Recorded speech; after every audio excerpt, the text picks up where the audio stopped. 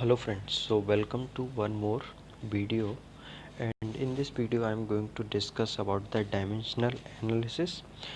Specifically I'll discuss one method of dimensional analysis, and that method is known as Rayleigh's method or Rayleigh's criteria. तो सबसे पहले dimensional analysis को समझने के लिए आपको समझना पड़ेगा कि इसमें 7 फंडामेंटल क्वांटिटीज़ होती हैं. There are 7 fundamental quantities and you can see over here. इसमें जैसे लेंथ है, लेंथ का जो सिंबल होता है वो कैपिटल एल होता है और इसकी ऐसे यूनिट होती है मीटर. दूसरा है मास, मास का जो सिंबल होता है वो कैपिटल एम होता है और इसकी ऐसे यूनिट होती है किलोग्राम. तीसरा है टाइम, टाइम का जो सिंबल होता है वो कैपिटल टी होता है और इसकी यूनिट होती है सेकंड, है ना. और यहाँ पर जो यूनिट्स के बारे में हम बात कर रहे हैं वो कौन सी यूनिट्स के बारे में बात कर रहे हैं? These are SI unit of quantities. अगला है टेम्परेचर. तो टेम्परेचर का जो सिंबल है हम दिखाते हैं थीटा से, है ना. टाइम टी, कैपिटल टी किसके लिए रिजर्व है? टाइम के लिए. और टेम्परेचर को दिखाते हैं थीटा. और टेम्परेचर की जो एसआई यूनिट होती है वो होती है केल्विन. ऐसे ही अमाउंट ऑफ सब्सटेंस, तो ये नंबर ऑफ मोल्स या मोल्स से दिखाते हैं. इसका जो सिंबल है वो कैपिटल एन है और यूनिट मोल्स. ऐसे लाइट इंटेंसिटी है, इसको जे से दिखाते हैं और इसकी जो यूनिट होती है वो होती है कैंडला. इलेक्ट्रिक करंट है, इसको आई से दिखाते हैं और इसकी ऐसा यूनिट क्या होती है? एम्पियर होती है. तो ये फंडामेंटल क्वांटिटीज़ होती हैं और फंडामेंटल क्वांटिटीज़ के लिए मैंने एक और वीडियो बना रखा है, आप वहाँ पे भी देख सकते हैं. अब इसके बाद आती है फंडामेंटल क्वांटिटीज़ के बाद सेकेंडरी क्वांटिटी, या इनको हम बोलते हैं ड्राइव क्वांटिटी. जैसे यहाँ पे आप देख रहे हैं एफ इक्वल्स एम ए, है ना. ये न्यूटन सेकेंड लॉ से आप फोर्स का एक्सप्रेशन निकालते हैं. Force equals mass into acceleration. तो यहाँ पे आप देखोगे मास क्या रिप्रेजेंट करता है? मास रिप्रेजेंट करता है आपका फंडामेंटल क्वांटिटी, और एक्सेलरेशन, एक्सेलरेशन क्या रिप्रेजेंट करता है? Drive quantity. जो फंडामेंटल क्वांटिटी नहीं होगा वो क्या होगा? ड्राइव क्वांटिटी होगा. आप यहाँ पे देख पा रहे हो quantity which has more than one fundamental dimension. ठीक है, मतलब एक्सेलरेशन को यदि आप देखोगे तो एक्सेलरेशन क्या होता है? एक्सेलरेशन होता है आपका डिस्टेंस, या मैं बोलूँ डिस्प्लेसमेंट अपॉन सेकेंड स्क्वायर, है ना. डिस्प्लेस अपॉन टाइम का स्क्वायर. तो यहाँ पे एल टी माइनस टू इसका क्या होता है? डायमेंशन होगा. तो बेसिकली ये दो से मिलके बना हुआ है, एक तो लेंथ का डायमेंशन, दूसरा टाइम का डायमेंशन. तो वो क्वांटिटी जो एक से ज़्यादा फंडामेंटल क्वांटिटी से मिलके बना होता है उसको हम सेकेंडरी क्वांटिटी या ड्राइव क्वांटिटी बोलते हैं. अब इसमें एक चीज़ आती है डायमेंशनल होमोजेनिटी. डायमेंशनल होमोजेनिटी का मतलब ये होता है कि जैसे एफ इक्वल्स एम है, तो इसका एफ का जो डायमेंशन है वही डायमेंशन किसका होगा? एम इंटू ए का होगा. तो एल एच एस और आर एच एस दोनों का डायमेंशन एक जैसा आता है, इसको हम बोलते हैं डायमेंशन होमोजेनिटी. जैसे आप यहाँ पर देख रहे हैं एफ, मास का क्या हो जाएगा? एम, और एक्सेलरेशन का क्या हो जाएगा? एल टी स्क्वायर, क्योंकि एक्सेलरेशन क्या होता है? डिस्प्लेसमेंट अपॉन टाइम का स्क्वायर, तो एल टी स्क्वायर हो गया. तो जो फोर्स है इसका डायमेंशनल फार्मूला क्या आ जाएगा? M L T minus two. ये सारी चीज़ें आपको 11th क्लास में फिजिक्स में भी पढ़ाई जाती हैं. अब यहाँ पर जैसे आप देख पा रहे हो कि x, इसमें इसमें एक चीज़ और है कि आप ये डिपेंडेंट इंडिपेंडेंट वेरिएबल्स की हम बात करते हैं. ठीक है, तो यहाँ पे x इक्वल्स आप देख पा रहे हो x, ये कैपिटल X है. It is a function of x1 x2 x3, जिसमें x1 x2 x3 ये क्या वेरिएबल्स हैं. ठीक है, मतलब आपका जो x, जो कैपिटल X है, it is a function of variable x1 x2 x3. और रैलीस मेथड में जो मैक्सिमम आप क्वांटिटी ले सकते हो, मैक्सिमम क्वांटिटी कितना ले सकते हो? 4 ले सकते हो ना, इससे ज़्यादा आप नहीं लेंगे, अदरवाइज़ वो क्या हो जाएगा? और ज़्यादा कॉम्प्लेक्स हो जाता है. तो उसके लिए फिर हम दूसरा मेथड यूज़ करते हैं. तो रैली के लिए जो रिकमेंड किया जाता है वो 3-4 क्वांटिटीज़ के लिए हम रिकमेंड करते हैं. मतलब कोई भी क्वांटिटी, जैसे यहाँ पे x है तो ये x किसका फंक्शन हो सकता है? 4 quantity, x1 x2 x3 x4 maximum. तो number of variable should be between 3 to 4, है ना. रैलीस क्राइटेरिया हम कब अप्लाई करते हैं? रैलीस क्राइटेरिया जब नंबर ऑफ़ वेरिएबल्स की जो क्वांटिटी है वो इट लाइज बिटवीन 3 to 4, मतलब 3 या 4 क्वांटिटी है. तो यहाँ पे ये x है. ठीक है, ये किसका फंक्शन है? x1 x2 x3 x4 का. तो x कहलाता है आपका डिपेंडेंट वेरिएबल और बाकी ये इंडिपेंडेंट वेरिएबल। तो ये किस तरह से आप कैलकुलेट करते हैं, एक्स कैपिटल एक्स इक्वल्स हो जाएगा के कांस्टेंट ऑफ प्रोपोर्शनलिटी होता है, x1 की पावर a, x2 की पावर b, x3 की पावर c। तो यहाँ से आप इस तरह से क्या निकालते हैं, डायमेंशनल फार्मूला निकालते हैं। अभी मैं आपको न्यूमेरिकल के थ्रू इसको समझाऊंगा तो आपको ज़्यादा अच्छे से समझ में आएगा। देखो यहाँ पे लिखा हुआ है so that the resistance force है basically F to the motion of the sphere of diameter d moving with uniform velocity v through a real fluid of density rho, the viscosity of mu is given by a। तो ये force दिया हुआ है, resistance force दिया हुआ है, और आपको ये निकालना है कि इतना ही आपका जो फार्मूला है वो आएगा। तो हम क्या करेंगे, सबसे पहले फोर्स है तो फोर्स का डायमेंशन आपको मालूम है। फोर्स का डायमेंशन क्या होता है, जैसे आपने देखा एफ इक्वल से एम होता है, तो फोर्स का डायमेंशन हम निकाल चुके हैं। तो फोर्स का डायमेंशन होता है एम एल टी की पावर -2।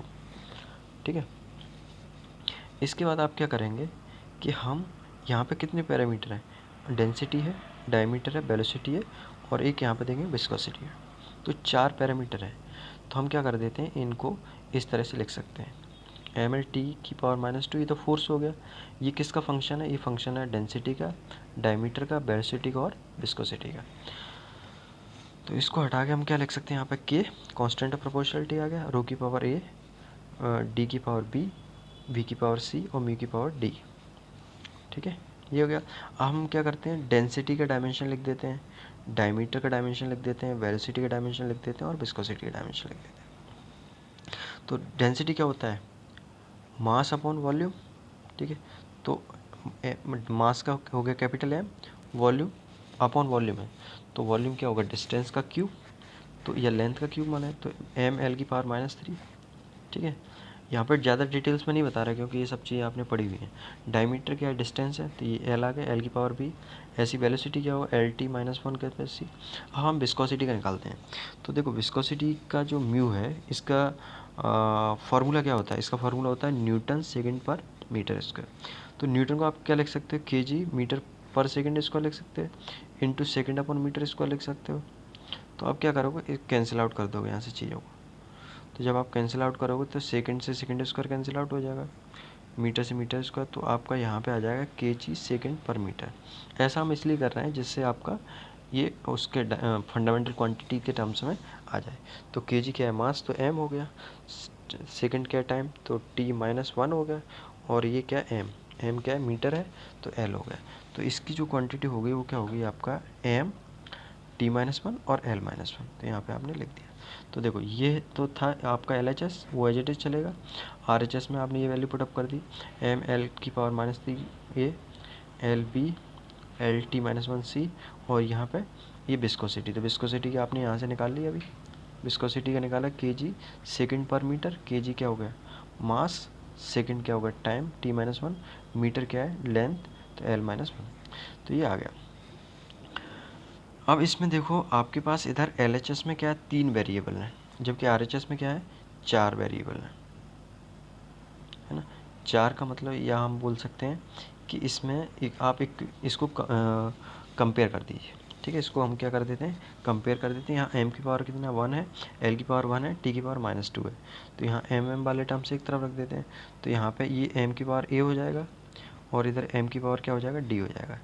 तो a प्लस d किसके बराबर होना चाहिए, 1 के बराबर होना चाहिए, क्योंकि यहाँ पावर 1 है।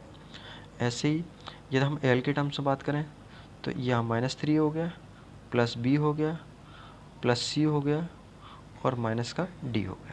तो ये किसके बराबर हुआ, 1 के बराबर। ऐसे ही यदि हम t के टर्म्स में बात करें तो ये माइनस का c हो जाएगा, यहाँ पे माइनस का c, और यहाँ पे क्या हो जाएगा, माइनस का d। तो ये इक्वल्स -2 आ जाएगा। तो यहाँ पे देखिए आपने, मैंने ये लिखा हुआ है, m क्या है, 1 है, तो a प्लस डी इक्वल्स 1। ये कहाँ से आया, ये आपको मैंने बता ही दिया।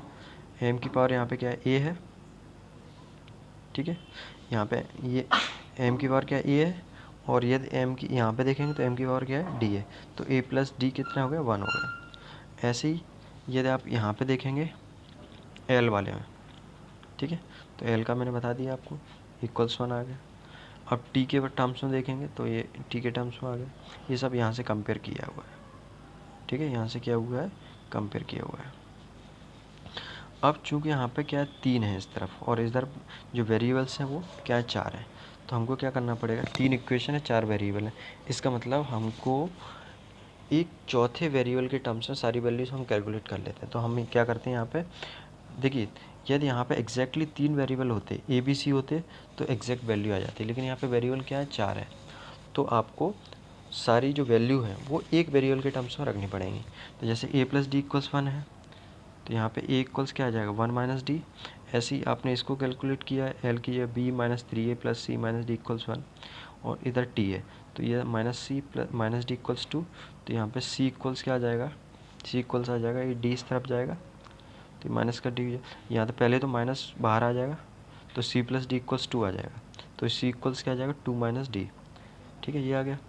अब इस c की वैल्यू अब हम इसको सॉल्व कर लेते हैं, इस वाले को, इसको सॉल्व करेंगे। इस वाले को सॉल्व किया तो आपने क्या किया, यहाँ b की जगह वैल्यू पुटअप कर देते हैं, b की जगह ओके b, हाँ अभी b की जगह कुछ नहीं पुटअप करना क्योंकि b आपका नहीं आया। हम क्या करते हैं 3a है तो 3 हो गया, a की जगह हम 1 - d पुटअप कर देते हैं, प्लस c की जगह क्या 2 - d पुटअप कर देते हैं, और ये -d, और b और है तो b का यहाँ b रह जाएगा, यहाँ पे b और लिखा होना चाहिए। जब आप इसको सॉल्व किया, ठीक है, इसको सॉल्व करेंगे तो आपका आ जाएगा ये b - 1 + d = 1, तो यहाँ से b + d इक्वल्स क्या आ गया 2 आ गया, तो b भी किसकी इक्वल्स आएगा 2 - d। तो हमने क्या किया a c b इन तीनों जो पावर हैं, एक्सपोनेंशियल पावर हैं, इनको किसके टर्म्स में कैलकुलेट कर लिए, इसको कैलकुलेट करिए इन टर्म्स ऑफ d। ठीक है, आप क्या करेंगे इस इक्वेशन में वैल्यू पुट अप कर देंगे जो पहली इक्वेशन थी। ठीक है, रो की पावर a, रो की पावर d की पावर b, v की पावर c, म्यू की पावर d।